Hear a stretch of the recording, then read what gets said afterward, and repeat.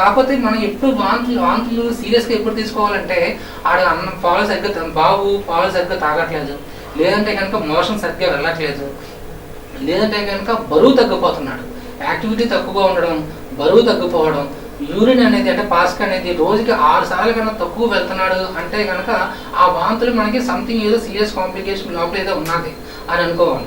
ఈ మూడింట్లు అన్నీ బాగానే ఉండి రోజుకి 6 సార్లు కన్నా ఎక్కువగా యూరిన్కి వెళ్తున్నాడు, మోషన్కి బాగానే వెళ్తున్నాడు, అట్ ద సేమ్ టైం అంటే బరువు కూడా బాగానే పెరుగుతున్నాడు, పాలు బాగానే తాగుతున్నాడు, యాక్టివ్గా ఉన్నాడంటే ఆ వాంతులు అయినా కానీ మీరు పట్టించుకోవాల్సిన పని లేదు.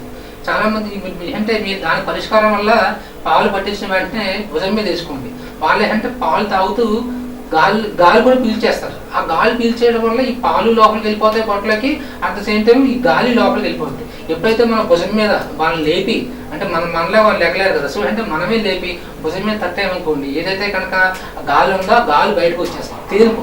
ఆ తేనుపు వచ్చిన తర్వాత వాళ్ళని పడుకోబడితే కనుక ఆటోమేటిక్గా వాంతులు అనేది తగ్గిపోతాయండి. అయినా వాంతులు అవుతున్నా కానీ కంగారు పడద్దు. ఈ 3 సింప్టమ్స్ ఏదైతే కనుక లక్షణాలు చెప్పానో ఆ లక్షణాలు లేకపోతే వాంతులైనా ఏమీ పర్వాలేదు. అది కొద్దిగా పెరుగు టైప్లో అవుతుందండి. అది 6 నెలల తర్వాత నెమ్మదిగా దాని అంతా అదే తగ్గిపోతుంది. దానికి సెపరేట్గా మందులు అనేది అవసరం లేదు. దాని తర్వాత చాలామంది ఈ నెక్స్ట్ వచ్చేసి రొమ్ములు అంటే ఆ పాప అయినా కానీ బాబు అయినా కానీ కొద్ది రొమ్ముల దగ్గర కొద్దిగా ఎత్తుగా ఉంటాయండి. ఆ ఎత్తుగా ఉన్నాయని చెప్పేసి చాలామంది కొంతమంది నేను చూశాను, ఒక 20-30 కేసుల వరకు అలా చూశాను. వాళ్ళు ఏంటంటే ఒత్తేస్తారండి. ఇది ఇప్పుడు పిల్లలకి ఆడపిల్లకి వస్తారు కానీ మగ పిల్లలకి ఒత్తేస్తారు, గట్టిగా అంటే నొక్కేస్తారు. అందులో ఏదో ఉన్నది గడ్డ ఉన్నది పెద్ద ఇటు రొమ్ములు వచ్చేస్తాయి అని చెప్పేసి నొక్కేస్తారు. అసలు ఎట్టి పరిస్థితుల్లో కూడా నొక్కద్దు. ఎందుకంటే వాళ్ళ కడుపు వాళ్ళు ఏంటంటే ఆ తల్లి కడుపులో ఉన్నవాళ్ళు, తల్లికి ఎలాగ రొమ్ములు ఉంటాయి కాబట్టి ఆ హార్మోన్స్ అనేది వాళ్ళలో ఉంటాయి. సో అంటే కొద్దిగా చిన్నపిల్లలు కొద్దిగా రొమ్ములు అనేది ఎత్తుగా ఉంటాయండి. దాన్ని మనం ఏంటంటే ఒత్తాల్సిన అవసరం లేదు. సో అంటే దాన్ని ఒత్తడం వల్ల ఇన్ఫెక్షన్ వస్తాయి. ఆ ఇన్ఫెక్షన్ వచ్చిన కానీ ఐసీయూలో అడ్మిట్ చేయాలి. ఐసీయూలో అడ్మిట్ చేసిన తర్వాత చాలా కాంప్లికేషన్స్ వస్తాయి. ఎట్టి పరిస్థితి కూడా అది వద్దద్దు. అది ఏంటంటే మనకి 1 నెల 2 నెలలు దాంట్లో అదే తగ్గిపోతూ ఉంటుందండి. దాని తర్వాత బొడ్డు దగ్గర తీసుకోవాల్సిన జాగ్రత్తలు అనేది యాక్చువల్గా ఏంటంటే బొడ్డు పేగు ఉంటుంది కదండి. ఆ బొడ్డు పేగు అనేది జనరల్గా 5 రోజుల నుంచి 7 రోజులు దాని అంతా అదే ఎండిపోతుంది. ఎండిపోయిన తర్వాత దాని అంతా అదే ఊడిపోతుందండి. దాన్ని మనం బలవంతం లాగేయడం కానీ కట్ చేయడం కానీ ఏమీ చేయొద్దు. అది దాంతో అదే ఊడిపోతుంది. అది ఊడిపోయిన తర్వాత చాలామంది అక్కడ ఏంటంటే కొద్దిగా చీము ఈ కరెక్ట్గా ఒక వాటర్లా వస్తుంది. ఆ వాటర్లో వచ్చినప్పుడు భయపడద్దు.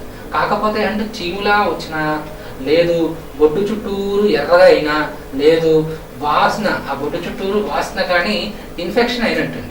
అలా ఇన్ఫెక్షన్ అయితే కనుక మీరు భయపడాల్సిన పని ఏం లేదు.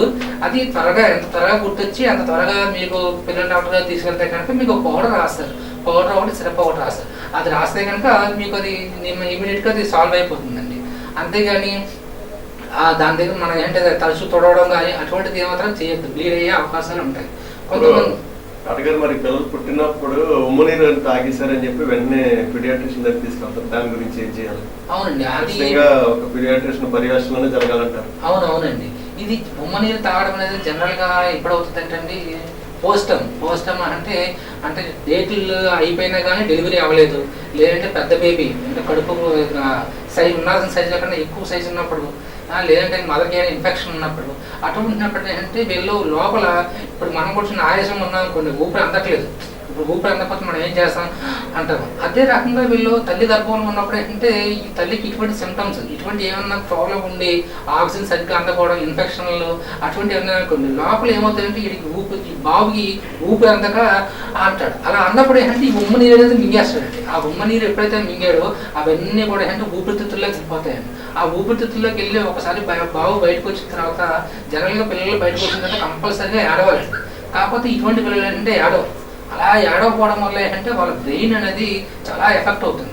ఆ ఎఫెక్ట్ అవ్వడం వల్ల ఏంటంటే వాళ్ళకి మందకడుగా ఉండడం, వాళ్ళకి సరైన టైంలో నడవకపోవడం, సరిగా కాళ్ళు చేతులు స్టిఫ్గా అయిపోవడం అటువంటి అని చెప్పేసి ఉంటుందండి. అది ఉమ్మ నీరు తాగడం అనేది చాలా డేంజర్. అసలు అటువంటి సిచ్యువేషన్ అనేది రాకూడదు. కాకపోతే అంటే 1000లో ఒకరికి అలా అవుతూ ఉంటుంది. కాబట్టి దానికి కూడా మెడిసిన్ ఉన్నదండి. దానికి కూడా అంటే మనం వెంటిలేటర్ మీద పెట్టుకుంటే కనుక జనరల్గా ఒక 1 మంత్ నెమ్మదిగా సెట్ అవుతారండి. వాళ్ళకైతే మాత్రం సరైన ట్రీట్మెంట్ మన దగ్గర ప్రస్తుతం ఉన్న టెక్నాలజీస్ చాలా ఉన్నాయి. అది కూడా మనకి ప్రాబ్లం ఏం లేదండి. కాకపోతే అంటే గైనకాలజిస్ట్ మీరు ఏంటంటే గర్భిణీ స్త్రీలు ఉంటారు, అక్కడ జాగ్రత్తగా ఫాలో అప్ అయితే కనుక ఇటువంటి కండిషన్ రాకుండా మనం ఆపచ్చు.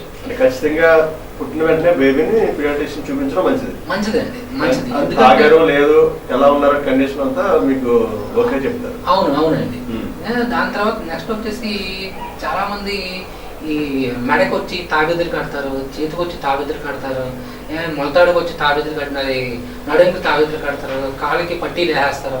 ఇటువంటిది ఎన్ని చేయొద్దండి. ఇటువంటిది చేయడం వల్ల ఏమవుతుందంటే ఇప్పుడు దేవుడి నమ్మకం ఉంటుంది, అందరికీ ఉంటుంది. దిష్టి తగ్గుతుంది అని చెప్పి ఉంటుంది. కాకపోతే అంటే మీరు ఏదో కాలుకి చిన్న తాడు కట్టడం అటువంటి చేసుకోవచ్చు. మెడ దగ్గర కట్టడం ఎందుకంటే నేను చూశాను.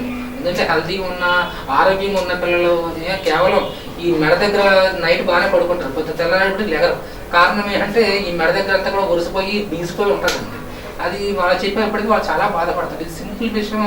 వాళ్ళకి అంటే చాలా మంది అంటే పట్టించుకోరు. అది ఎట్టి పరిస్థితుల్లో కూడా మెల్ల తాబేదులు కానీ పిల్లలు కానీ వేయద్దండి. తాబేదులు వేస్తే అంటే మెడకు చుట్టుకుపోతుంది, నైట్ టైం ఊపిరాడదు. వాళ్ళు చెప్పుకోలేదు. వాళ్ళు చెప్పుకుని మనమే అనుకుంటా పడుకున్నాడు కదా అని చెప్పేసి మనమే పడుకుంటాం. కాకపోతే అంటే వాళ్ళు ఊపిరి ఆడక చాలా మంది నేను చూశాను. అటువంటి పరిస్థితులు రాకుండా జాగ్రత్త పడాలండి. ఇంకోటి మనకి ఏంటంటే తాబేదులు బిల్లలు ఉంటాయండి. ఆ బిల్లల వల్ల ఏంటంటే ఎలర్జీలు వస్తాయండి. నోట్లో పెట్టుకుంటారు, ఎలర్జీలు వస్తాయి. ఆ ఎలర్జీ వచ్చిందనుకో, ఒక చోట ఎలర్జీ వచ్చిందంటే ఆటోమేటిక్గా బాడీ అంతా కూడా ఏంటి ఎలర్జీ వచ్చే అవకాశాలు ఉంటాయి. ఒకసారి పిల్లలకి ఎలర్జీ అనేది స్టార్ట్ అయిందంటే ఫ్యూచర్లో వాళ్ళకి ఆస్తమా అనేది వస్తుందండి.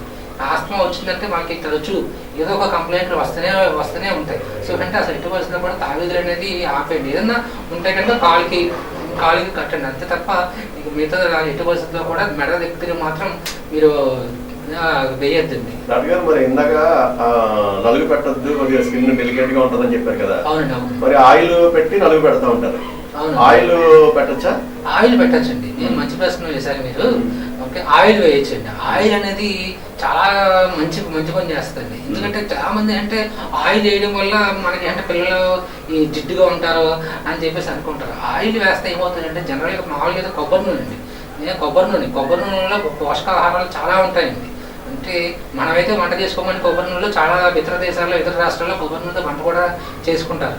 అది కొబ్బరి నూనె ఎప్పుడైతే కనుక మనం ఈ చర్మానికి రాస్తామో మసాజ్ చేస్తామో మనకి చర్మం యొక్క రంధ్రాలు ఉంటాయి, మన చెమటలు వస్తాయి కదండి, ఆ రంధ్రాలు వస్తాయి. ఈ ఆయిల్లో ఉన్న పోషకాహారాలు అన్నీ కూడా అంటే ఆ చర్మం ద్వారా లోపలికి అబ్జర్వ్ అయిపోయి వాళ్ళకి గెయిన్ అవుతుంది, వెయిట్ గెయిన్ అవుతుంది, బరువు పెరుగుతారు. జనరల్గా అయితే కనుక రోజుకి వచ్చి 30 గ్రాములు పెరుగుతారండి. కానీ ఇలా మసాజ్ చేసిన పిల్లలు రోజుకి వచ్చి 50 గ్రాములు పెరుగుతారు. అంటే అది చేసి ఎండలో మార్నింగ్ ఎండలో అది పెట్టి చేయాలి మంచిది అంటారా? అంటే మసాజ్ చేసి ఎండలో పెట్టడం మంచిదండి. మసాజ్ చేసి ఎండలో పెట్టడం మంచిది. ఎందుకంటే ఎండలో పెట్టినా కానీ ఎండలో పెట్టడం వల్ల అంటే విటమిన్ D3 అనేది అబ్జార్ప్షన్ బాగా అవుతుంది. అబ్జార్ప్షన్ అనేది చాలా బాగా అవుతుంది. అట్ ద సేమ్ టైం ఈ ఆయిల్ రావడం వల్ల ఒంట్లో ఉన్న వేడి బయటికి పోతుంది. ఒంట్లో ఇప్పుడు మనం కూడా చలికాలంలో చూడండి ఆయిల్ రాసుకున్నాం అనుకోండి, ఒంట్లో ఉన్న వేడి బయటకు పోదు. అలాగే అంటే వీళ్ళకి అంటే ఒంట్లో ఉన్న వేడి కనుక ఉంటే కనుక వాళ్ళు బరువు పెరుగుతారు, హైట్ పెరుగుతారు, మెదడు కూడా బాగా యాక్టివ్ గా పనిచేస్తారు. రాసిన తర్వాత ఏ రకమైన సోప్ వాడాలి మరి అది జిడ్డు పోవడానికి? అది దానికి ఏమి అవసరం లేదు. ఆయిల్ రాసిన తర్వాత ఏమి అవసరం లేదు. ఏమి అవసరం లేదు. జనరల్ గా అయితే కనుక అంటే ఈ అర్హత లేనివంటి వాళ్ళకి కొద్దిగా లో సోషల్ ఎకనామిక్ స్టేటస్ ఉన్న వాళ్ళకి అంటే ఆయిల్ రాయని చెప్తాండి.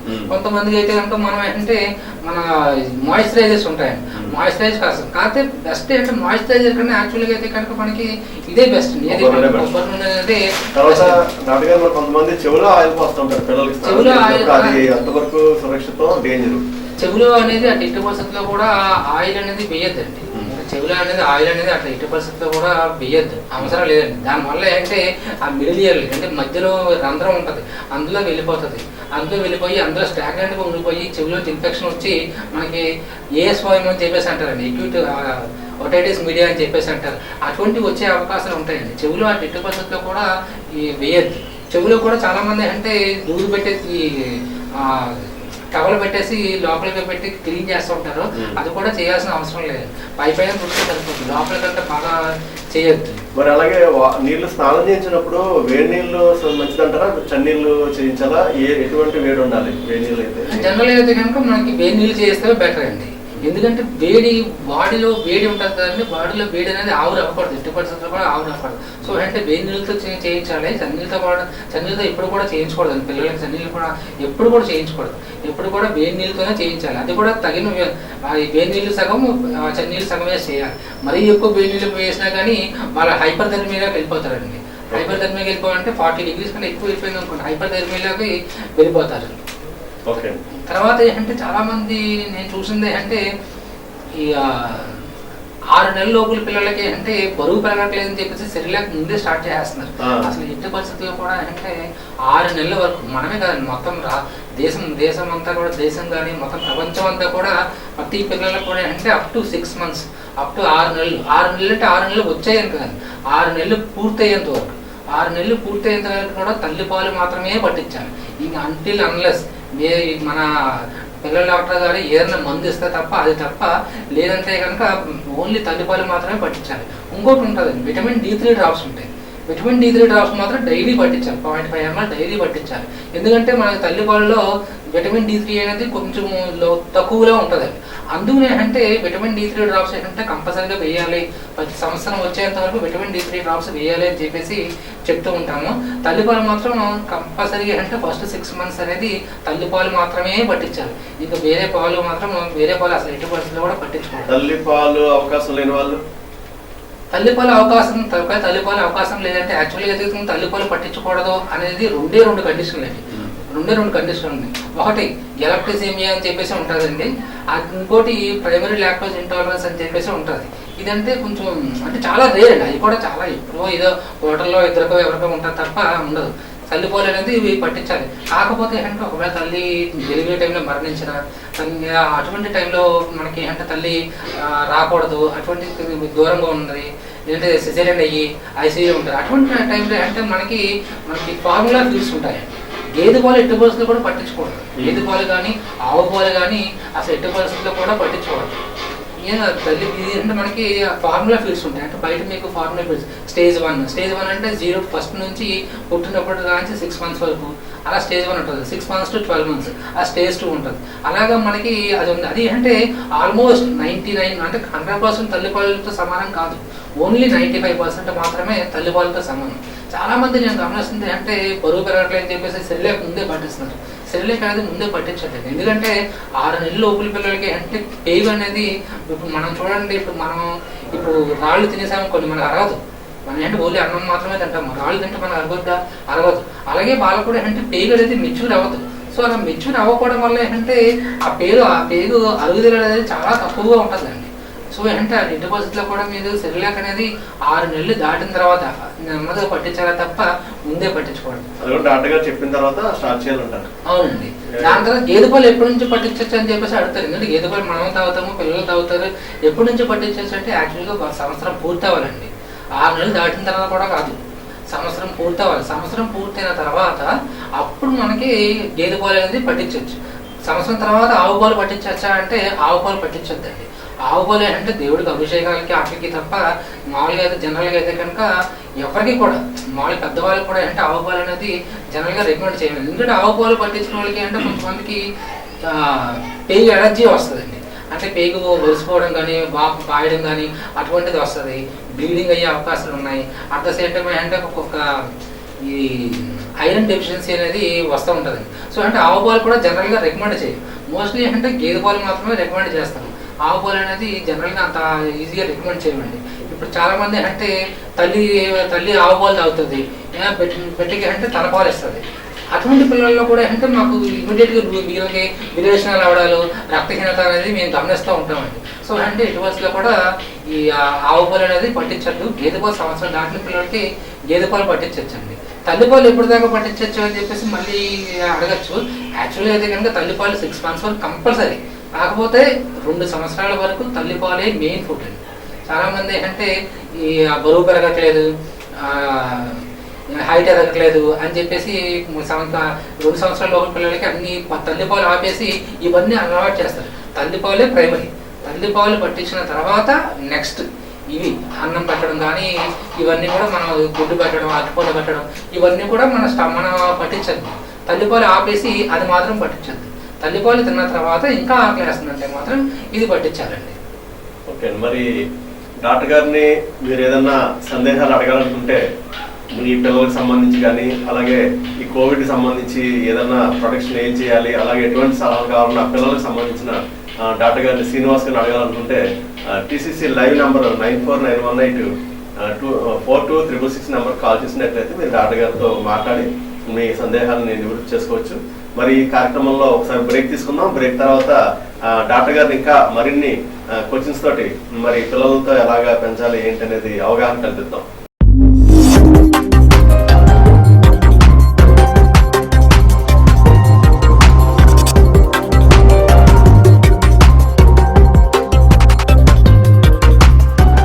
వెల్కమ్ బ్యాక్ అండి. మరి డాక్టర్ గారికి ఏమైనా మీరు ఏదైనా సలహాలు అడగాలనుకుంటే కనుక 9491842366 నెంబర్ కాల్ చేసినట్లయితే డాక్టర్ గారితో మీరు కాల్ చేసి మీరు నేరుగా మాట్లాడచ్చు. అలాగే మీ పిల్లలకు సంబంధించిన ప్రాబ్లమ్స్ ఏమైనా ఉంటే కనుక సందేహాలు నివృత్తి చేసుకోవచ్చు. మరి డాక్టర్ గారు ఇప్పుడు చిన్నపిల్లలు చాలా వరకు 90% పిల్లలు పెద్దవాళ్ళని నైట్ పగలంతా బాగానే పడుకుంటారు. పిల్లలు నైట్ వచ్చేటప్పటికి 11-12 లేవడం లేచి మొదలు పెడతారు. పడుకునేవారు, పెద్దవాళ్ళు పడుకునేవారు ఏడుస్తూ ఉంటారు. అది ఇప్పుడు మెలుగుగా ఉన్న పర్లేదు ఏడుస్తూ ఉంటారు. ఏంటంటారు అది కారణం? అంటే జనరల్ గా ఏంటంటే మనకి ఈ శిశువు అనేది మనకి 9 నెలల వరకు అంటే గర్భసంచిలో ఉంటారండి. చీకట్లో గర్భసంచిలో ఉంటారు, చీకట్లో ఉంటారు. అంటే చీకట్లోనే కాదు, చీకట్లో ఉంటారు, కళ్ళు మూసుకుని ఉంటారండి. వాళ్ళకి అంటే తల్లి ఏం చేస్తారంటే అండి, జనరల్గా ఇప్పుడు మన పెద్దలు ఉన్నాం అనుకోండి, ప్రెగ్నెంట్ లేడీస్ ఉన్నారనుకోండి, వాళ్ళు ఏం చేస్తారండి పగలంతా కూడా అంటే నడుస్తూ ఉంటారు, అటు ఇటు నడుస్తారు, నైట్ పడుకుంటారు. వీళ్ళు పగలంతా నడుస్తూ ఉన్నప్పుడు కడుపు ఉన్న బిడ్డ అంటే కదులుతూ ఉంటాడు. కదులుతూ ఉండడం వల్ల వాడికి ఉయ్యాలు ఊపినట్టుగా ఉంటుంది. సో అంటే వాడు ఉయ్యాలు ఊపినట్టు ఉన్నది కాబట్టి పడుకుంటాడండి. సో పగలంతా కూడా అంటే పడుకుంటాడు పిల్లలు. జనం మ్యాక్సిమం పిల్లలు అంటే ఉయ్యాలు ఊపినట్టుగా ఉంటుంది కాబట్టి తల్లితో పాటు ఈ గర్భంచి కూడా కదులుతూ ఉంటుంది కాబట్టి లోపల ఉమ్మునీరు కూడా కదులుతూ ఉంటుంది కాబట్టి ఉయ్యాల్లో అనిపించి పడుకుంటాడండి. కానీ నైట్ టైం ఏమవుతుందంటే తల్లి అంటే పడుకుంటుంది. సో వాడికి ఉయ్యాలు ఊపినట్టుగా ఉండదండి బాబుకి, ఆ ఉయ్యాలు ఊపినట్టుగా ఉండదు. సో ఏంటంటే మెలకు వచ్చి ఆడుకోవడం, ఈ కాళ్ళు చేతులు కలపడం లాంటిది చేస్తాడు. సో ఎప్పుడైతే కనుక బాబు ఈ శిశువు అనేది బయటకు వచ్చిందో అదే అలవాటు ఏంటంటే ఇప్పుడు మనకైనా కానీ అదే అలవాటు ఉంటుంది. కానీ ఇప్పుడు మనం ఏంటంటే పగలు మెలకుగా ఉంటాం, రాత్రి పడుకుంటాం. అలాగని చేసి మనం పగలు పడుకోమంటే కనుక మనం పడుకోలేం. అలాగే ఏంటంటే ఈ పిల్లలు ఏంటంటే ఎప్పుడైతే ఒకసారి బయటకు వస్తారో ఈ వాతావరణానికి ఏంటంటే వాళ్ళు అడ్జస్ట్ అవ్వడానికి ఇంచుమించి ఏంటంటే ఒక 6 నెలలు మనకు టైం పడుతుందండి. చాలా మంది అంటే కంగారు పడుతుంటారు, నైట్ అసలు పడుకోవట్లేదండి, నైట్ అసలు పడుకోవట్లేదండి, పగలు మాత్రం అసలు ఎప్పుడు పడుకోవట్లేదు. అవునవునండి చెప్తూ ఉంటారు. యాక్చువల్లీ కారణం అయితే ఇదండి. కాకపోతే అంటే చాలా మంది పిల్లలు కూడా అంటే నైట్ టైం ఏడుస్తున్నారని చెప్పేసి తీసుకొస్తూ ఉంటారు. జనరల్ చాలా మట్టికి 99% అంటే ఇటువంటి పిల్లలే తీసుకొస్తారండి. యాక్చువల్లీ కారణం ఇది.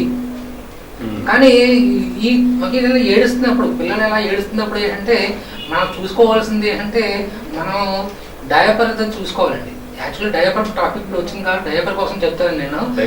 డయాపర్ చిన్నపిల్లలు అసలు డయాపర్ అనేది అసలు 80% కూడా వేయొద్దండి, వేయకూడదు. వాడుతున్నారండి. అదేంటే ప్రస్తుతం ఫ్యాషన్ అయిపోయింది, అది టెక్నిక్ అయిపోయింది.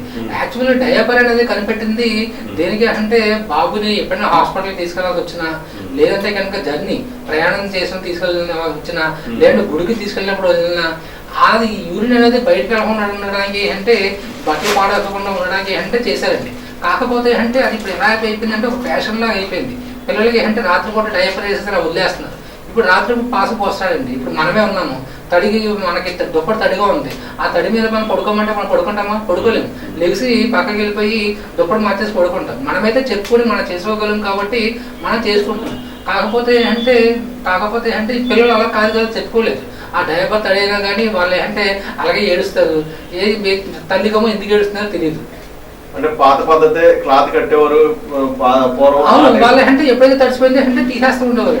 ఈ డైపర్లు అంటే తడిసిందో లేదో తెలియదు, ఓపెన్ చేస్తాయి కానీ మనకు తెలియదు. మంచి పాయింట్ చెప్పారు. ఓపెన్ చేస్తాయి కానీ మనకు తెలియదండి. మరి డైపర్లు అంటే వాడకండి. మరి ఏదైనా జర్నీలో ఏదైనా ఏ సినిమాకి వెళ్ళినప్పుడు, ఏ ఫంక్షన్కి వెళ్ళినప్పుడు ఎమర్జెన్సీలో వాడండి. కానీ డైపర్లు వాళ్ళు రెగ్యులర్ గా వాడదని చెప్తున్నారు. ఎందుకంటే వాడిని అత్తమానం చెక్ చేసుకోవాలి. అలాగే పట్టేసి ఉండడం వల్ల వచ్చిపోవడం కానీ కొంచెం వాళ్ళు ఇబ్బంది ఫీల్ అవుతారు. మరి ఇప్పుడు ఏదో కాలర్ లైన్ లో ఉన్నారండి, కాల్స్ తీసుకుందాం. డాక్టర్ గారితో మాట్లాడదాం. హలో హలో హలో చెప్పండి. హలో చెప్పండి, మీ పేరు? నా పేరు వేణు అండి. వేణు గారు, డాక్టర్ గారు శ్రీనివాస్ గారు ఉన్నారు, చిన్నపిల్లల స్పెషలిస్ట్ డాక్టర్ గారు ఉన్నారు. మరి మీ ఇంట్లో పిల్లలు పాప బాబా? ఒక పాప ఒక బాబు. పాప బాబు ఉన్నారు. మరి డాక్టర్ గారితో మాట్లాడండి, చెప్పండి ఏంటో మీ సమస్య. తప్పకుండా చెప్పండి వేణు గారు. శ్రీనివాస్ గారు నమస్తే. నమస్తే అండి. నమస్తే అండి. ఇద్దరికి పాప బాబు అండి, ట్విన్స్. ఓకే అండి. ఒక 5 days నుంచి వాళ్ళు కోల్డ్ తో సఫర్ అవుతున్నారండి. అది మేము ప్రస్తుతానికి నాజిల్ డ్రాప్స్ నోట్ రెగ్యులర్ గా క్లీన్ చేస్తున్నాము. ఓకే అండి. ప్లస్ అప్పుడప్పుడు నెబలైజర్ పెట్టాం, అంటే కొంచెం గుర్రు సౌండ్ వస్తుందని నెబలైజర్ పెట్టాం. ఓకే అండి. ఓవరాల్ గా ఏమైనా టానిక్ సజెస్ట్ చేస్తారండి? అంటే ఓవరాల్ గా అంటే యాక్చువల్ వయసు ఎంత అండి? 8 months అండి. 8 months. ఈ రోజుకి 8 months. ఓకే, 8 months కాబట్టి జనరల్గా ఏంటంటే చిన్నపిల్లలకి అంటే ఫస్ట్ జనరల్గా 90% అంటే చిన్నపిల్లలకి సంవత్సరానికి ఇంచుమించు 8 times 8 సార్లు అంటే ఈ దగ్గు, రొంప, జలుబు, జ్వరాలని 8 times వస్తాయండి జనరల్గా. అది అంటే మోస్ట్లీ 99% అంటే మోస్ట్లీ కూడా అంటే అది వైరల్ ద్వారా వస్తుంది, వైరల్ ఇన్ఫెక్షన్ అండి. సో ఏంటంటే చాలా మంది తెలియక అంటే ఇలా వస్తుందని చెప్పేసి 2 days వెయిట్ చేసి ఇమీడియట్ గా యాంటీబయాటిక్ స్టార్ట్ చేయడం అటువంటిది చేస్తారు. మీరు ఇంకా యాంటీబయాటిక్ అనేది ఏం స్టార్ట్ చేయలేదు. మా పిల్లలు ఎలా ఉన్నారండి? యాక్టివ్ గానే ఉన్నారా? యాక్టివ్ గానే ఉన్నారండి. కాబట్టి నైట్ టైం పడుకోవడానికి కొంచెం బాధపడుతున్నారు, ముక్కు పట్టేసి కొంచెం. ఓకే, పిల్లలు యాక్టివ్ గానే ఉన్నారు. ఆయాసపడడం కానీ ఏమైనా ఉన్నదండి? లేదండి. ఆయాసపడడం కానీ, డొక్కలు ఎగరేయడం కానీ అటువంటిది ఏమైనా ఉన్నదండి? లేదండి, అదేండి. ఓకే, ఓన్లీ గురుగురు సౌండ్ చేస్తారు కాబట్టి జస్ట్ ఇది అంటే common simple influenza vaccine, influenza type లోనే అనుకోవాలండి. జస్ట్ ఏదో ఫ్లూ వచ్చింది అని అనుకోవాలి తప్ప మనకి జ్వరం కూడా ఏం లేదు కదండి. జ్వరం కూడా ఏం లేదు కాబట్టి మీరు జస్ట్ అంటే నెబులైజేషన్ చేయండి, ముక్కులో డ్రాప్స్ వేస్తామండి. ఈ 2 సరిపోతాయి. ఇంకా అప్పటికి తగ్గపోతాయి కనుక ఒకసారి పిల్లల డాక్టర్ దగ్గర తీసుకెళ్ళండి. పిల్లల డాక్టర్ దగ్గర తీసుకెళ్తే కనుక మీకు సిరప్ అది రాస్తారు. యాక్చువల్లీ అయితే కనుక మనం అంటే ఆన్లైన్ అంటే మెడిసిన్ అనేది చెప్పకూడదు. అది మన అంటే మనకి మీకు డోసేజ్ కూడా అంటే ఇదంటే పెద్దలకి అయితే కనుక మన డోస్ మనం చెప్పేయచ్చండి. కాకపోతే అంటే ఈ చిన్నపిల్లలకి అంటే కొంచెం వెయిట్ ప్రకారం కూడా మన డోసేజ్ ఉంటాయి. కానీ ప్రస్తుతం అంటే మీరు కరెక్ట్ రూట్ లోనే వెళ్తున్నారు. యాక్చువల్లీ అయితే మీరు కరెక్ట్ రూట్ లో వెళ్తున్నారు. మీరు జస్ట్ ఇప్పుడు దగ్గు, రంగు సిరప్లు కూడా యాక్చువల్లీ అయితే కనుక మోతాదు మించికి వాడేస్తున్నారండి. ఏంటంటే డైరెక్ట్ గా అంటే మనకి మెడికల్ షాప్లకు వెళ్తుంటే మెడికల్ షాప్ లో ఇస్తున్నారు 2 ml వేసేయండి, 3 ml వేసేయండి అని చెప్తున్నారు.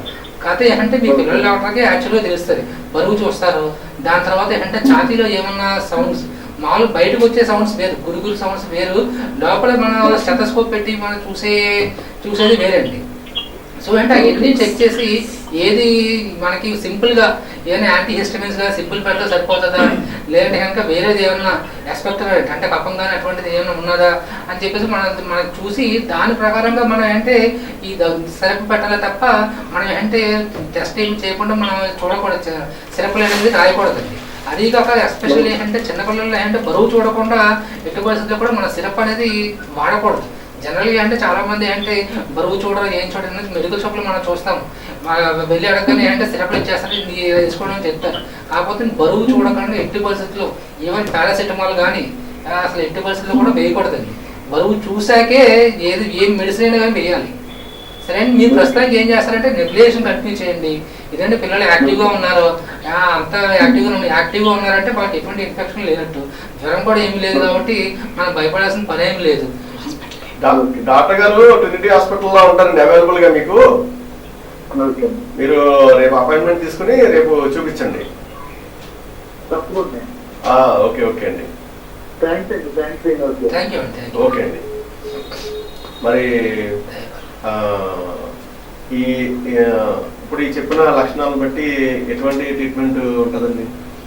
జనరల్గా అయితే ఏంటంటే మనకి ఇప్పుడు ప్రతి పిల్లలకి ఏంటంటే సంవత్సరంలో 8 సార్లు అనేది ఈ దగ్గు రంప అనేది వస్తుంది. అది ఎందుకు వస్తుంది అంటే జనరల్గా ఏంటంటే దేవుడు ఇచ్చిన ఒక వరం లాంటిది. అంటే కామన్ ఇన్ఫెక్షన్స్ ఇప్పుడు ఎవరైతే కనుక చిన్నప్పుడు ఎటువంటి ఇన్ఫెక్షన్స్ ఏం లేవనుకోండి, వాళ్ళ ఇమ్యూనిటీ అనేది చాలా వీక్ గా ఉంటుంది. ఎవరికైతే కనుక కొద్ది ఇన్ఫెక్షన్స్ అనేవి తరచు దగ్గు రంపలైన వస్తాయో వాళ్ళకి ఆటోమేటిక్ ఇన్ఫెక్షన్ ఇది ఇమ్యూనిటీ అనేది పెరుగుద్ది. ఇప్పుడు వ్యాక్సిన్స్ కూడా అంతే కదండి. వ్యాక్సిన్స్ అనేది అంటే మీకు ఒక క్రిమి ఇస్తుంది, మనకంటే ఒక లో డోస్ లో క్రిమి ఇస్తున్నారు. సో దానికి అంటే బాడీ రెస్పాండ్ అయ్యి రేపొద్దున అంటే ఆ క్రిమికి అంటే ఎగ్నెస్ట్ గా పనిచేసి ఆ క్రిమి నుంచి మనల్ని కాపాడుద్ది. సేమ్ అదే అంటే ఇది న్యాచురల్ ఇమ్యూనిటీ అండి. సో అంటే చాలా మంది కంప్లైంట్ చేస్తారు, మా అబ్బాయికి ఎప్పుడు దగ్గు అండి, మా అబ్బాయికి ఎప్పుడు రంప వస్తుందండి అని చెప్పేసి అంటారు. అంటే మనం అది ఇప్పుడు నేను ఇలా చెప్పాను కదా అని చెప్పేసి మనం తేలిగ్గా తీసుకోకూడదు. మనం చూస్తూ ఉండాలి, తరచూ దగ్గు రంప వస్తుంటే అది ఆస్తమా కావచ్చు, ఎలర్జీ కూడా కావచ్చు అండి. కాకపోతే అంటే మనకి దీనికి అంటే అంత కంగారు పడాల్సిన పని అయితే ఏమి లేదు. కాకపోతే అంటే ఎప్పుడైతే కనుక పిల్లలు డ్రౌజీగా అంటే మత్తుగా ఉంటారో, యాక్టివ్గా ఉండరో, వాళ్ళు ఎంతసేపు నిద్రపోతూ ఉన్నారో, ఆయాసం ఉంటున్నారో, డొక్కలు ఎగరేయడం కానీ అటువంటిది ఏమన్నా ఉంటే కనుక ఇమీడియట్ గా మీ పిల్లలు డాక్టర్ గారిని సంప్రదించాలండి. మరి నెక్స్ట్ వేరే కాలర్ లైన్ లో ఉన్నారండి, కాల్ చూద్దామా? చూద్దాం. హలో, నమస్కారం సార్. నమస్తే అండి, మీ పేరండి? నా పేరు శ్రీనివాస్ అండి. శ్రీనివాస్ గారు ఎక్కడి నుంచి మాట్లాడుతున్నారు? తాడేపల్లిగూడెం నుంచి తాడేపల్లిగూడెం. ఓకే, డాక్టర్ శ్రీనివాస్ గారు కూడా ఎదురుగానే ఉన్నారు. మీ పిల్లల సమస్య ఏంటో అడగండి.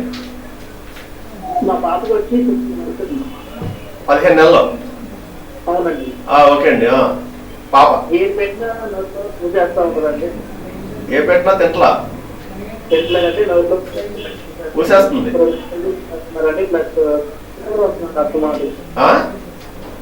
జ్వరం వస్తూ ఉంటుందండి నాకు. దగ్గు రూప జ్వరం వస్తూ ఉంటుంది. ఎప్పుడెప్పుడు ఎన్ని రోజులు ఒకసారి వస్తుందండి? ఒక 3-4 days వస్తుందండి. ఓకే, డాక్టర్ గారితో మాట్లాడండి, చెప్పండి. నమస్తే అండి శ్రీనివాస్ గారు. అదే గుడ్ ఈవినింగ్ అండి. మీరు చెప్పారు కదా జ్వరం వస్తుంది తరచు అని చెప్పేసి, మీరు జ్వరం వస్తున్నప్పుడు థర్మోమీటర్తో చెక్ చేస్తున్నారండి లేదంటే చేతితో చెక్ చేస్తున్నారా? చేతితో చెక్. ఇప్పుడు కూడా ఏంటంటే మనం చేతితో చెక్ చేసి ఇప్పుడు నేను లైవ్ లో ఉన్నానండి. ఇప్పుడు ఏంటంటే నా చుట్టూ ఏంటంటే లైట్స్ అన్ని ఉన్నాయి. ఇప్పుడు నా చేతితో చెక్ చేసాను అనుకోండి, నాకు ఒళ్ళు వేడిగా ఉంటది. అలా అని చెప్పేసి నాకు జ్వరం ఉన్నట్టు కాదు. ఎప్పుడు కూడా ఏంటంటే చేతితో చెక్ చేయడం అనేది, చేతితో చెక్ చేసి జ్వరం ఉందని చెప్పేసి పారాసిటమాల్ వేయడం అనేది చాలా రాంగ్ అండి. అసలు ఎట్టి పరిస్థితుల్లో కూడా అదేంటే మనం జ్వరం ఉందని చెప్పేసి అనుకుంటాం. నేను చెప్పే సజెషన్ ఏంటంటే ఇప్పుడు నా దగ్గరకు వచ్చే పేషెంట్ ప్రతి ఒక్కరికి కూడా ఏంటంటే మందులతో పాటు ఒక థర్మోమీటర్ ఒకటి రాస్తానండి, ప్రిస్క్రిప్షన్ ప్యాకెట్. ఎవరు కూడా రాయరు, నేనైతే రాస్తాను. ఎందుకంటే చాలా మంది వాళ్ళు నుదుటి మీద చేయి పెడతారండి, చేయి పెట్టేసి వేడిగా ఉంది అని చెప్పేసి జ్వరం ఉందని చెప్పేసి అంటారు. లేదంటే అంటే రాత్రి తెల్లవారులు కూడా అంటే జ్వరం ఉందని చెప్పేసి అంటారు. మనమే అంటే చాలా మనకి డిజిటల్ థర్మోమీటర్ అండి. థర్మోమీటర్ లో మళ్ళీ మనకి 2 రకాలు ఉంటాయి. ఒకటి అంటే పాదరసంతో తయారు చేసింది, ఇంకోటి డిజిటల్ తో తయారు చేసింది. యాక్చువల్లీ అయితే కనుక పాదరసంతో తయారు చేసింది కరెక్ట్. కాకపోతే అంటే పిల్లలు ఉన్న ఇంట్లో పాదరసం ఉన్న థర్మోమీటర్ అనేది జనరల్ గా వాడకూడదు. ఎందుకంటే పాదరసం కనుక పగిలి నోట్లోకి వెళ్ళడం కానీ అటువంటిది అయింది అనుకోండి, పాయిజనింగ్ ఒకటి. అది పాదరసం పాయిజనింగ్ అనేది చాలా డేంజర్. అందుకే అంటే పాదరసం థర్మోమీటర్ అనేది మేము ఎంకరేజ్ చేయము. డిజిటల్ థర్మోమీటర్ తీసుకోండి. డిజిటల్ థర్మోమీటర్తో పెట్టుకుని మన సంఖ్యలో పెట్టుకుంటే కనుక పిల్లల సంఖ్యలో పెట్టి అది 99.4 కన్నా ఎక్కువ ఉంటే కనుక జ్వరం ఉన్నట్టు. అప్పుడు మీరు పారాసిటమాల్ కనుక వేస్తే కనుక ఆ జ్వరం అనేది ఆటోమేటిక్ గా తగ్గిపోతుంది. పారాసిటమాల్ ఒకసారి వేసినంత మాత్రాన చాలా మంది అంటే పారాసిటమాల్ వేస్తున్నామంటే తగ్గట్లేదని చెప్పేసి వేయించండి. అప్పుడే పుట్టిన పిల్లలు కూడా పారాసిటమాల్ వేయచ్చు. ఉంటది బరువు పెట్టి ఏదైనా ఇందాక మీకు చెప్పాను కదా, ఏదైనా పారాసిటమాల్ కానీ ఏదైనా కానీ బరువు చూసాకే మీకు డ్రాప్స్ కానీ సిరప్ కానీ సస్పెన్షన్ కానీ రాస్తామండి. అవునవునండి. మెయిన్ అంటే ముందు మీరు అసలు జ్వరం వస్తుందో లేదో థర్మోమీటర్ దాని ఎంత ఉండదు, 150 రూపాయలు 200 ఉంటుంది. ఆ థర్మోమీటర్ బట్టి మనం చూస్తే కనుక చాలా మటుకి మనకి ఏంటంటే అర్థమవుతుంది అసలు మనం ఇచ్చిన మెడిసిన్ పనిచేస్తుందా లేదా. ఎందుకంటే 99% ఏంటంటే ఓన్లీ పారాసిటమాల్తో జ్వరం సబ్సైడ్ తగ్గిపోతుందండి. అది కూడా ఏంటంటే వేసిన వెంటనే తగ్గిపోయింది మళ్ళీ వస్తుంది అని చెప్పేసి అంటారు. అందుకనే అంటే ఇప్పుడు పారాసిటమాల్ వేసిన వెంటనే తగ్గిపోదండి జ్వరం. జనరల్గా అంటే రోజుకి వచ్చి 4 సార్లు పారాసిటమాల్ ఏమంటాం, 2 రోజులు చూస్తామండి. అప్పటికి తగ్గట్లే అంటే కనుక అప్పుడు సంథింగ్ ఏదో ప్రాబ్లం ఉందని చెప్పేసి బ్లడ్ టెస్ట్ చేసి దానికి తగ్గట్టుగా మనం యాంటీబయాటిక్ అనేది పెట్టుకుంటాం. అంటే స్టార్టింగ్ జ్వరం వచ్చిందని చెప్పేసి యాంటీబయాటిక్స్ అనేది ఇమీడియట్ గా స్టార్ట్ చేయకూడదు. ఫుడ్ తినట్లేదు అని చెప్పేసి మీరు అన్నారు కదా, ఏది పెట్టినా కానీ ఊసేస్తుందని చెప్పేసి అంటున్నారు. అంటే అంటే అంటే ఏది తినట్లేదండి లేదంటే అది ఒకటే తినట్లేదా? భోజనం తినండి, పాలు కూడా తాగదండి ఎక్కువ. అంటే ఏం తింటదండి? చాక్లెట్లు ఏం తింటుందా? చాక్లెట్ కూడా తప్పు, చాక్లెట్ లో తింటుందండి, అది తింటుందండి. అంటే వీళ్ళు ఏమంటారంటే అండి పిక్కీ ఈటర్స్ అంటారండి. చాక్లెట్ లో ఎక్కువ అట్రాక్ట్ చేయమండి. అదే అవునవును, వీళ్ళు ఏమంటారంటే అండి మనం పిక్కీ ఈటర్స్ అంటారండి. పిక్కీ ఈటర్స్ అంటే వాళ్ళకి ఏం కావాలో అదే పిక్ చేసుకుంటారు. అంటే యాక్చువల్ అయితే కనుక వాళ్ళకి ఆకలి వేస్తుంది. కాకపోతే ఇప్పుడు మనం ఉన్నాం అనుకోండి, ఇప్పుడు మనం ఒక హోటల్కి వెళ్ళాం అనుకోండి, మనకి ఏది కావాలంటే అది ఆర్డర్ ఇచ్చి తింటాము, అంతేగాని అన్ని తిన్నాం. వాళ్ళకు కూడా అంటే వాళ్ళకి నచ్చింది. జనరల్గా పిల్లలు అంటే చాక్లెట్లకి వాటికి ఈజీగా అంటే అట్రాక్ట్ అయిపోతారు. సో అంటే అదే కావాలని చెప్పేసి మొగ్గు పెట్టేసి అదే తింటారు. సో అంటే వాళ్ళని అంటే అసలు ఆకలి లేదనుకోండి, అసలు ఏమీ తినట్లేదు, ఈవెన్ చాక్లెట్స్ కానీ ఇదని ఏమీ తినట్లేదు అంటే నాకు సంథింగ్ పెద్ద ప్రాబ్లం ఏదో ఉన్నట్టు ప్రాబ్లం ఏముందని చెప్పేసి మీ పిల్లలకు చూపించాలి. కాకపోతే ఇది తింటుంది, చాక్లెట్ తింటుంది కానీ అన్నం తినట్లేదు అంటే సంథింగ్ ఇది అంటే పిక్కీ ఎటర్. దీనికి కంగారు పడాల్సిన అవసరం ఏమి లేదు. స్లోగా అంటే చాక్లెట్స్ మనం తగ్గించుకోవాలండి. ఇంకోటి చాక్లెట్స్ ఎక్కువ తినడం వల్ల అంటే మనకు పళ్ళు పుచ్చిపోతాయి, ఒకటి షుగర్ లెవెల్స్ పెరిగిపోతాయండి. షుగర్ లెవెల్స్ కూడా బాగా పెరిగిపోయి ఎప్పుడైతే కనుక మనం జనరల్గా అయితే కనుక బాడీలో షుగర్ లెవెల్స్ డౌన్ అయితేనే ఆకలి అనేది పెరుగుతుంది. కాకపోతే అంటే చాక్లెట్ ఎంత ఉంటుందండి, అందులో ఫుల్ షుగర్ ఉంటుంది. ఎప్పుడైతే కొద్దిగా మనం వేసుకున్నామో షుగర్ లెవెల్స్ అనేది బాగా పెరిగిపోతాయి. ఆ బాగా పెరిగిపోవడం వల్ల ఆకలి అనేది బాడీ ఏం చేస్తుందంటే షుగర్ ఆల్రెడీ పెరిగింది కాబట్టి ఆకలిని తగ్గించేస్తుంది. సో అంటే షుగర్ లెవెల్స్ ఎప్పుడు పెరిగిపోయిందో ఆకలి తగ్గిపోతుంది. సో ఏం తినరు.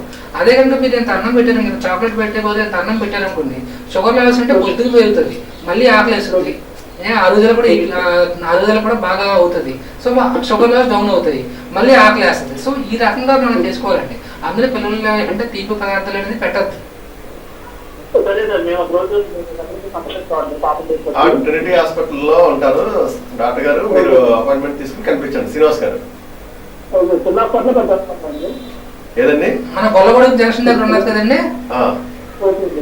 అక్కడండి. బస్ స్టాండ్ దాటే ఉంది కదండి, రంగాబొమ్మ దగ్గర. అది దాటగానే లెఫ్ట్ సైడ్ ఉందండి. ఓకే అండి, ఓకే. మరి ఇప్పుడు చాక్లెట్లు తింటారు కదండి డాక్టర్ గారి పిల్లలు, దానివల్ల సైడ్ ఎఫెక్ట్స్ కూడా ఉంటాయి. అది ఎంత కెమికల్. కొన్ని చాక్లెట్లు అయితే పిల్లలకి అట్రాక్షన్ చేయడానికి బొమ్మలు పెడతా ఉంటారు, బొమ్మల కోసం చాక్లెట్లు కొంటారు జనరల్ గా, కానీ తినేస్తారు, చాక్లెట్ తినేస్తారు. పాడారు కదా బొమ్మ కోసం, బొమ్మతో ఆడుకుందామని చాక్లెట్ తినేస్తారు. ఆ చాక్లెట్లు కొన్ని దేశాల్లో నిషేధించినవి కూడా విన్నాం బయట. యాక్చువల్లీ ఏంటంటే మనకి మనం గమనించాల్సింది ఏంటంటే చాక్లెట్ అనేది ఒక ప్లాంట్ ప్రోడక్ట్ అండి. ఇప్పుడు కోకో ప్లాంట్ ఉన్నారు కదండి, ఒక ప్లాంట్ ప్రోడక్ట్. యాక్చువల్గా అది ప్లాంట్ ప్రోడక్ట్. కాకపోతే అంటే నేను కంపెనీలు ఎలా చేస్తున్నారు దాన్ని ఎగ్నెస్ట్ గానే మాట్లాడలేదు. కాకపోతే అంటే అది ఇంకా టేస్టీగా ఉండడానికి ఏం చేస్తున్నారంటే వాళ్ళు ఎక్స్ట్రా కెమికల్స్ యాడ్ చేయడం అవన్నీ చేస్తున్నారు. ఇంకోటి అంటే షుగర్ బాగా తీపిగా ఎక్కువ చేస్తున్నారు. ఇంకా మీరు చెప్పాను కదా, ఎప్పుడైతే తీపి పెరిగిందో మన బాడీ అంటే ఎప్పుడైతే కనుక మన బాడీ లెవెల్స్ లో షుగర్ అనేది తగ్గిందో ఆకలి అనేది పెరుగుద్దండి.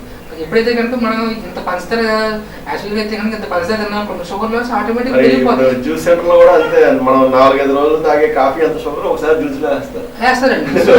అంటే మనకి ఆకలి అనేది వేయదండి. ఎందుకంటే ఆటోమేటిక్ మన బాడీ అంటే ఆల్రెడీ షుగర్స్ ఉన్నది. సో అంటే అలా మన బాడీ అంటే అలా నడుస్తుంది. ఆ సాయంత్రంలో ఎప్పుడుకో మళ్ళీ ఆ షుగర్ లెవెల్స్ మళ్ళీ తక్కువ అయితే అప్పుడు మళ్ళీ మనకి ఆకలి వేస్తుంది. పోనీ అందులో ఏమన్నా మనకి షుగర్ ఈ చాక్లెట్స్ వల్ల ఏమైనా న్యూట్రిటివ్ అంటే బలమైన వస్తుంది అంటే అటువంటిది ఏం రాదు. దాని బదులు ఇంత అన్నం వేసుకుని మనం అంటే ఇంట్లో చేసిన కర్రీ వేసుకున్నాం అనుకోండి, అందులో మన కార్బోహైడ్రేట్స్ కానీ ప్రోటీన్స్ కానీ వైటమిన్స్ కానీ మినరల్స్ కానీ అన్నీ కూడా విత్ షుగర్. ఓన్లీ చాక్లెట్స్ అయితే కనుక ఓన్లీ షుగర్ మాత్రమే ఉంటుంది. ఇప్పుడు ఇంట్లో చేసింది అంటే కనుక షుగర్తో పాటు ఇవన్నీ ఉంటాయి. సో ఇవి తినడం వల్ల అంటే షుగర్ తక్కువగా ఉంటుంది, అట్ ద సేమ్ టైం అంటే వీటితో ఉన్న ఈ పోషకాహారాలు కూడా వస్తాయి. సో పిల్లలు అంటే వెయిట్ మన ఏజ్ తగ్గట్టు బరువు కానీ ఏజ్ తగ్గట్టు హైట్ కానీ పెరుగుతారండి. ఇంకొకటి అంటే చాలా మంది అంటే యాక్చువల్గా మా పిల్లలు అంటే చాక్లెట్ అయితే తింటున్నారండి, కురుకురే తింటున్నారు, లేస్ ప్యాకెట్లు తింటున్నారు అని కంప్లైంట్ చేస్తారు. యాక్చువల్లీ అయితే కనుక ఇప్పుడు ఏ షాప్లో అయినా కానీ వెళ్ళి వాళ్ళకి ఫ్రీగా ఇచ్చారండి, తల్లిదండ్రులే ఎంకరేజ్ చేస్తారు, తల్లిదండ్రులే వాళ్ళకి డబ్బులు ఇస్తారండి.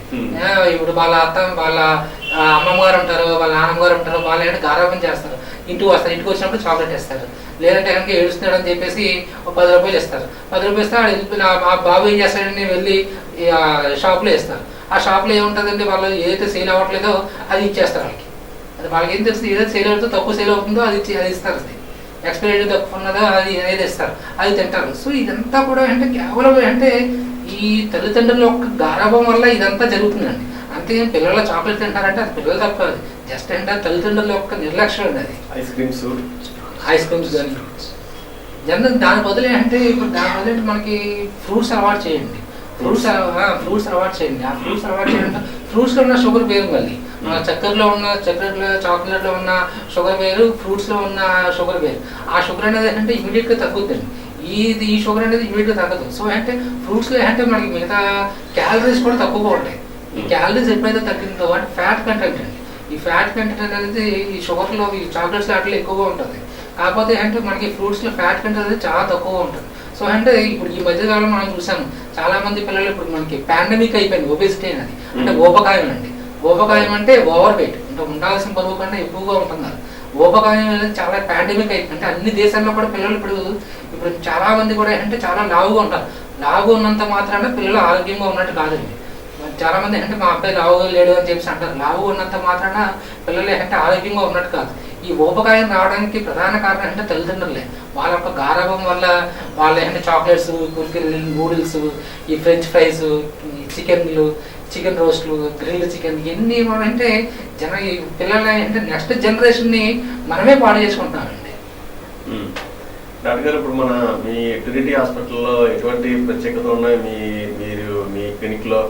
అలాగే పిల్లల పట్ల తీసుకోవాల్సిన ఎక్విప్మెంట్, జాగ్రత్తలు, అప్పుడే పుట్టిన పిల్లలు తీసుకురావచ్చిన ఇంక్యుబేటర్ అని రకరకాల ఐటమ్స్ టెక్నికల్గా కూడా చాలా ఉన్నాయి కదా. ఇప్పుడు అవి ఎటువంటి సౌకర్యాలు ఉన్నాయి మీ దగ్గర? యాక్చువల్లీ అయితే కనుక ఫస్ట్ నా డిపార్ట్మెంట్కి వచ్చండి, నాకు వెల్ ఎక్విప్మెంట్ డిపార్ట్మెంట్ ఉన్నదండి. నాకు ఎన్ఐసి ఉన్నదండి. ఎన్ఐసి ఉన్నది. అట్ ద సేమ్ టైం అంటే మనకి బబుల్ సిపాక్ కూడా ఉన్నదండి, వెంటిలేటర్స్ కూడా ఉన్నాయండి. అంటే అప్పుడే పుట్టిన పిల్లలకి అంటే జనరల్గా అయితే కనుక మనకి ఇది చాలా తక్కువ ఫెసిలిటీస్ ఉంటాయి మనకి పల్లెటూరులో వాటిల్లో. కాకపోతే అంటే మనకి ట్రినిటీ హాస్పిటల్లో అంటే మనకి బబుల్ సిపాక్ ఉన్నదండి. ప్రీమెచ్యూర్ బేబీస్ తక్కువ బరువు ఉన్న వాళ్ళకి జనరల్గా అయితే కనుక పుట్టినప్పుడు 2.5 కేజీలు జనరల్గా ఉంటారండి. కానీ దానికన్నా తక్కువ ఉంటాయి కనుక నెల నిండకుండా ఉన్న వాళ్ళకి అంటే బబుల్ సిపాక్ అవసరం అవుతుందండి. సో మనకి అంటే ఆ ఫెసిలిటీ ఉన్నది. అట్ ద సేమ్ టైం అంటే మనకి వెంటిలేటర్ ఫెసిలిటీ కూడా ఉన్నదండి. ఇంకొకటి అంటే పిల్లలు పుట్టిన చాలా మందికి 100లో 20 మందికి మనకి కామూర్లు అనేది వస్తుంది. ఆ కామూర్లకు సంబంధించిన ఫోటోథెరపీ యూనిట్ కూడా మనకి వెల్ ఎక్విప్మెంట్ ఉన్నదండి. సో ఫోటోథెరపీ ఉన్నది, at the same time bubble CPAP ఉన్నది, at the same time ventilator ఉన్నదండి. ఈ 3 మన దగ్గర ఉన్నాయి. సో అంటే మనకి తాడేపల్లి ప్రజలే అంటే ఎక్కడికి బయటికి వెళ్ళాల్సిన అవసరం అయితే మాత్రం పీడియాట్రిక్ వైజ్గా అయితే మాత్రం ఏమీ లేదండి, మన దగ్గర అన్నీ ఉన్నాయి. అట్ ద సేమ్ టైం పిల్లల్లో ఇప్పుడు నేను చెప్పింది అంటే నవజాత శిశువుల్లో అండి. పిల్లల్లో అంటే మనకి అప్పుడే పుట్టిన పిల్లల నుంచి 18 సంవత్సరాల వరకు కూడా అంటే మనకి పిఏసి ఉన్నది, అంటే పీడియాట్రిక్ ఇంటెన్సివ్ కేర్ యూనిట్ అండి. అందులో మనకి హైఫ్లో ఉన్నదండి. హైఫ్లో అంటే ఆక్సిజన్ సప్లై, ఆక్సిజన్ల కన్నా ఇంకా ఎక్కువ అవసరం అయితే అంటే ఆక్సిజన్లో మనం మ్యాక్సిమం ఒక 10 లీటర్స్ మాత్రమే ఇవ్వగలమండి. కానీ హైఫ్లోలో అంటే ఇంకా ఎక్కువగా ఇవ్వగలం. హైఫ్లో మెషిన్ ఉన్నదండి. సో ఆస్తమా కేసులు అనేది మనం ఈజీగా డీల్ చేయొచ్చు. షాప్లో ఉన్న పిల్లలను కూడా మనం ఈజీగా డీల్ చేయొచ్చు. సో మనకి వెల్ ఎక్విప్మెంట్ మనకి 24 గంటల్లో అంటే కనుక మనకి మానిటర్ చేసే పీడియాట్రిక్ స్టాఫ్ కూడా ఉన్నారండి. పీడియాట్రిక్ నర్సెస్ ఉన్నారు. మేము డాక్టర్స్ మేము ఉన్నాము. సో అంటే మనకి వెల్ ఎక్విప్మెంట్ పీడియాట్రిక్ డిపార్ట్మెంట్లో కావాల్సినవి అన్నీ కూడా ఉన్నాయండి. అట్ ద సేమ్ టైం అంటే నెక్స్ట్ వచ్చి గైనకాలజిస్ట్ గారండి. గైనకాలజిస్ట్ వచ్చి మనకి చిట్టుపోయిన పావని గారండి. ఆవిడ ఇన్ఫర్టిలిటీ స్పెషలిస్ట్ అండి. ప్రస్తుతం అంటే చాలా మంది అంటే పిల్లలలాగా చాలా సమస్యల్లో ఇబ్బంది పడుతున్నారు. సంతాన సాఫల్యత కేంద్రం మన దగ్గర ట్రినిటీ హాస్పిటల్లో ఉన్నదండి. లాస్ట్ 3 వీక్స్ బ్యాక్ మేము స్టార్ట్ చేసాము. సో అందులో అంటే IUI కూడా స్టార్ట్ చేసామండి. అంటే ఫస్ట్ టైం మన గుడిలో అందుబాటులోకి అవును, ఫస్ట్ టైం మన గుడిలో మన ట్రినిటీ హాస్పిటల్ యాజమాన్యం ద్వారా మనకు ఆ అవకాశం అంటే తాడేపల్లి గుడి ప్రజానికి అందుబాటులోకి వచ్చిందండి. సో అంటే మనకి అంటే సంతాన సాఫల్యం కేంద్రం కూడా ఉన్నది. సంతాన సాఫల్యం కేంద్రం తర్వాత పిల్లలు కూడా అంటే చూసుకోవడానికి అంటే పీడియాట్రిక్ డిపార్ట్మెంట్ ఉన్నది. సో తల్లి బిడ్డల department, maternal child and health department 2 కూడా అంటే మనకి అందుబాటులో ఉన్నాయండి. అట్ ద సేమ్ టైం అంటే మనకి డెలివరీస్ కూడా అంటే 24 గంటలు కూడా అంటే మనకి గైనకాలజిస్ట్ మనకి అందుబాటులో ఉంటారండి. నెక్స్ట్ వచ్చి మనకి అంటే జనరల్ ఫిజిషియన్ గారండి. ఆల్రెడీ మీకు పరిచయం చాలా మందికి ఆయన సుపరిచితుడు. ఆయన మన జనరల్ ఫిజిషియన్ సందీప్ రెడ్డి గారండి. ఆయన అంటే ఎల్లవేళలా మనకి అందుబాటులో ఉంటారు. ఈ పాము కాటు కానీ, తేలి కాటు కానీ, స్ట్రోక్ కేసెస్, ముఖ్యంగా ఇప్పుడు ఎండాకాలం వస్తుంది కాబట్టి స్ట్రోక్ కేసెస్ అండి, పాయిజనింగ్ కేసెస్, ఎమర్జెన్సీ, అన్ని రకాల ఎమర్జెన్సీ కేసులు, కోవిడ్ కేసులు అన్ని కూడా అంటే ఆయన ట్రీట్మెంట్ చేస్తారండి. నెక్స్ట్ వచ్చి అంటే మనకి విజయ్ సుజిత్ గారండి. మన ఆయన ఆర్థోపెడిషన్ అండి. ఆయన అంటే నీ రిప్లేస్మెంట్ కానీ హిప్ రిప్లేస్మెంట్ కానీ అందులో నిపుణులండి. Emergency care, trauma emergency care కానీ అన్నింటిలో కూడా మనకి ఆయన ఎల్లవెల్లో కూడా మనకి అందుబాటులో ఉంటారండి. మనకి అంటే ఎక్విప్మెంట్ కూడా మన ఓటీ థియేటర్ కానీ ఎక్విప్మెంట్ కూడా well technical, high technology, sophisticated అండి. విత్ అంటే మనకి స్టెరిలైజేషన్ కానీ అంతా కూడా చాలా బాగుంటుందండి. నెక్స్ట్ ఏంటంటే మనకి సర్జన్ ఉన్నారండి. మనకి నవీన్ పొలిమేర్ అని చెప్పి సర్జన్ ఉన్నారు. ఆయన ల్యాప్రోస్కోపిక్ సర్జన్ అండి. అంటే ఆయన ఏం చేస్తారంటే 24 గంటల నొప్పి, ఎక్యూట్ ప్యాంక్రటైటిస్ కానీ, మనకి ఈ పేగు జారడం కానీ, హైడ్రోసిల్ కానీ, హెర్నియాలు కానీ అన్నీ కూడా ఆయన చేస్తారండి. హిమరాయిడ్స్ అంటే మనకి మోలసన్ కానీ అన్నీ కూడా అంటే ఆయన చూస్తారండి. ఆయన కూడా అంటే 24 hours మనకి అవైలబిలిటీలో ఉన్నారు. నెక్స్ట్ ఏంటంటే మధు చైతన్య గారండి. ఆయన ఎనస్థీషియన్ అంటే మత్తు డాక్టర్ గారు ప్లస్ చెవి ముక్కు గొంతు డాక్టర్ గారండి.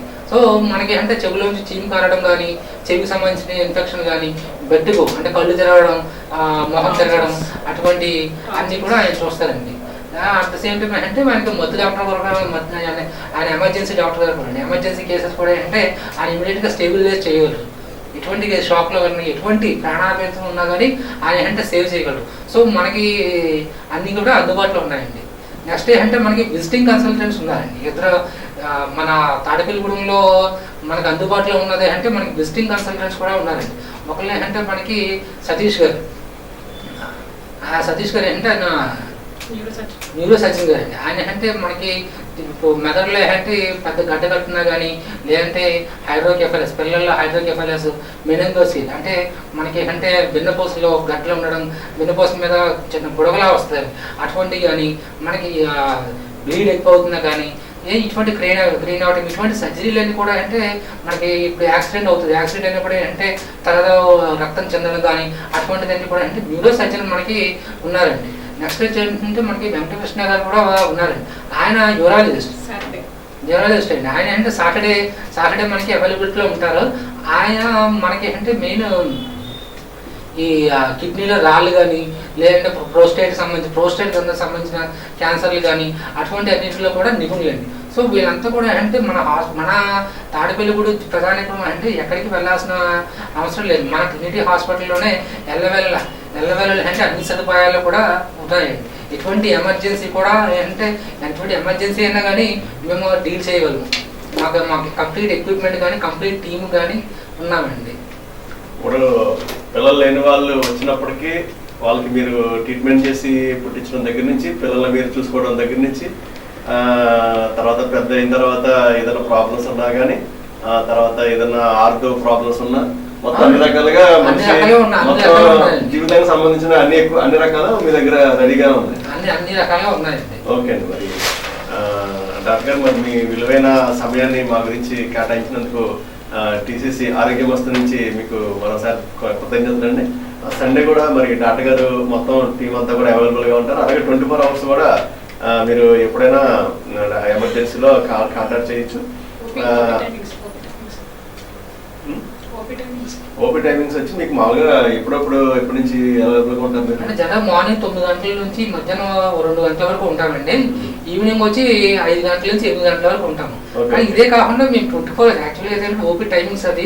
కాకపోతే ఏంటంటే ఎనీ టైం మేము ఏంటంటే ఈవెన్ సండే కానీ పండుగలు కానీ ఎప్పుడు కూడా ఏంటంటే మేము 24 గంటలు మీకు అందుబాటులో మీ సేవ అందుబాటులో ఉంటామండి.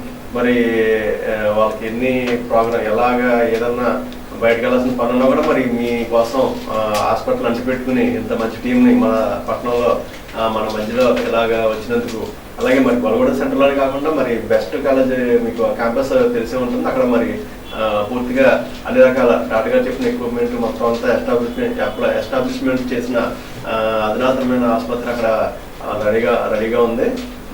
అలాగే చాలా మంది మీ హాస్పిటల్ సేవలు కూడా ఉపయోగించుకుంటున్నారు. అంబులెన్స్ సౌకర్యం కూడా ఉంది. మరి మీకు ఏదన్నా ఏ అవసరమైనా సరే భయపడకుండా మీరు ధైర్యంగా ఉండొచ్చు. ఫస్ట్ ఇది మీ కాంటాక్ట్ నెంబరు చెప్పండి. ఇది 90910108 అండి. చాలా సింపుల్గా ఉన్న నెంబర్ కూడా 90910108. మరి ఈ కార్యక్రమం మరి ఇందరితో ముగిస్తూ నమస్కారం.